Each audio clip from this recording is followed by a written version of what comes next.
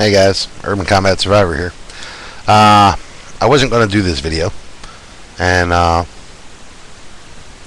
it's been kind of eating at me because the whole point in me making this channel at all was with the hope that I can help one person out there. So I feel like if I didn't made this video, I wouldn't have given the effort that I could have given in that. So I'm going to start with a disclaimer because, well, because this is America, and where America has gone, the way the current thinking, the prevailing kind of imposed projected thinking is that personal responsibility is somehow archaic. Taking responsibility for your own actions and making your own decisions is something that's considered bad and evil. So there's the disclaimer. I'm not a professional at any of this crap. I'm not a prepperologist. I'm not a medicalologist. I'm not any other kind of friggin'ologist. I'm just some guy. So here goes. If you read about history, if you read about economic problems in history, there's a very tiny little truth in every collapse of a modern economic system that I think a lot of people haven't really thought about. I haven't really seen anybody talking about it out there. So just prior, and I mean a tiny little window of opportunity, just prior to a complete hyperinflation, basically an economic meltdown, there is a short period, sometimes a few days, sometimes a few weeks, a very short period of hyperdeflation. What that means is that for just a few days, just a few weeks, your dollar is going to be worth a lot more than that dollar was worth prior to that, and way more than that dollar is going to be worth in a couple of weeks. Hyperinflation is the part where people were taking wheelbarrows full of money and running to the store hoping that they had enough to get a loaf of bread. That's the inflation part. So here's the deflation part. This is not advice. I'm not going to frame this as advice. But I'll tell you what I'm going to do. If there comes a point where there is a hyperdeflation, I'm taking every fucking penny I have and buying tangible goods with it. Every penny. I'm not saving nothing. I might save, change, some nickels, that kind of thing.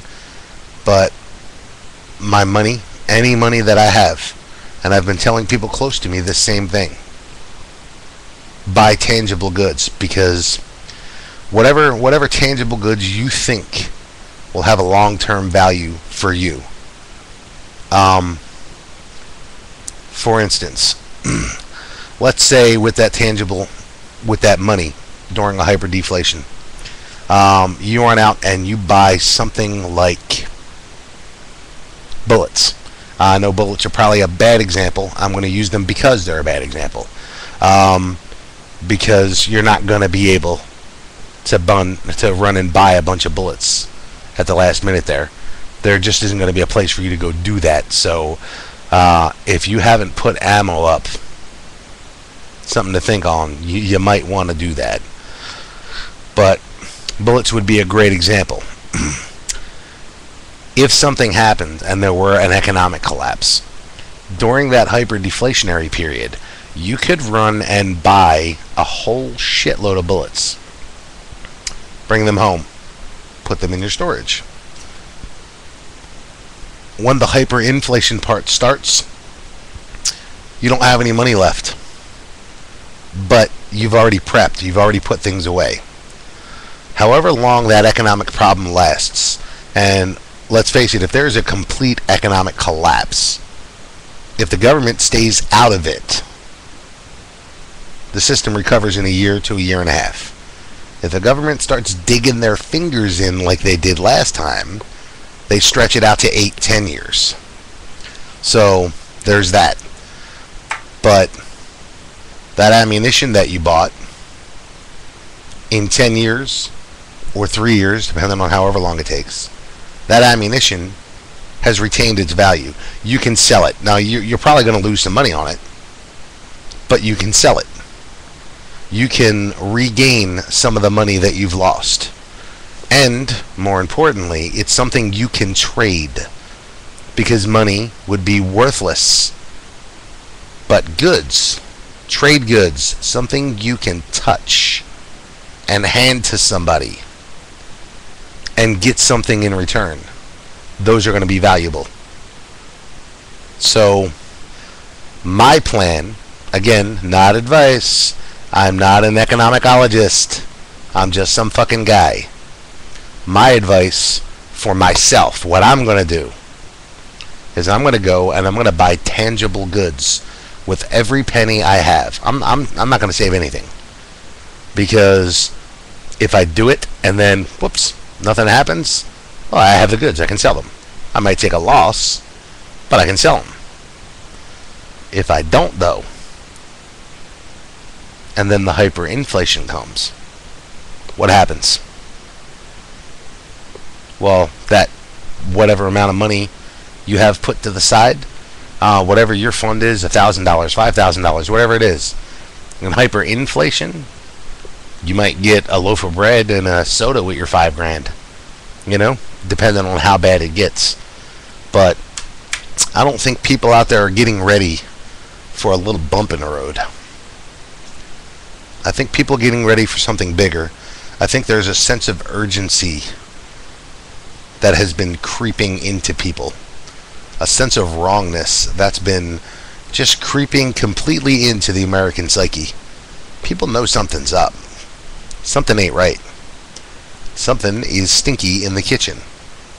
And when something's stinky in the kitchen, you want to be really careful come dinner time. Well, make provision and think. Think about what you're going to do if there's a hyper-deflationary period. You ain't going to have time to think about it if it happens. Think about it beforehand. Think about it now. Because if it happens, there are going to be other people making a run on those goods. You have to be very quick. Don't wait. Well, wait, tomorrow it might be even cheaper. Yes, tomorrow it might be even cheaper.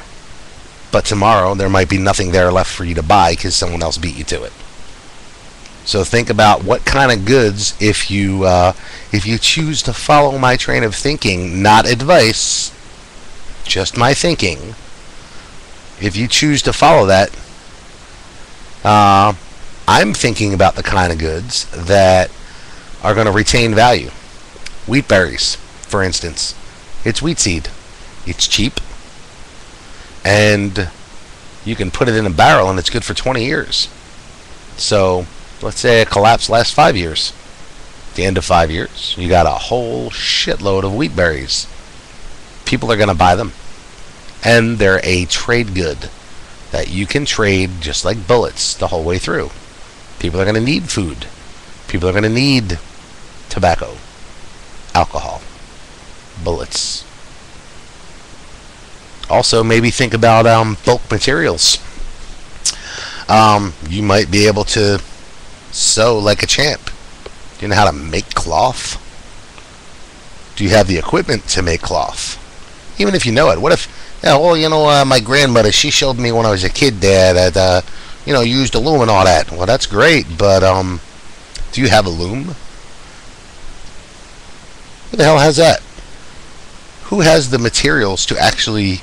who has the equipment to actually create materials anymore? So putting up raw materials might be a good plan. I don't know. I don't know where you are. But I'm just trying to plant the seed. Think. Think for yourself. Come to your own decisions. Come to your own conclusions. But I'll tell you, hyper deflation happens, and you're not going to see a video from me for a day or two, because I'll be out spending every penny I got. Urban Combat Survivor, signing off.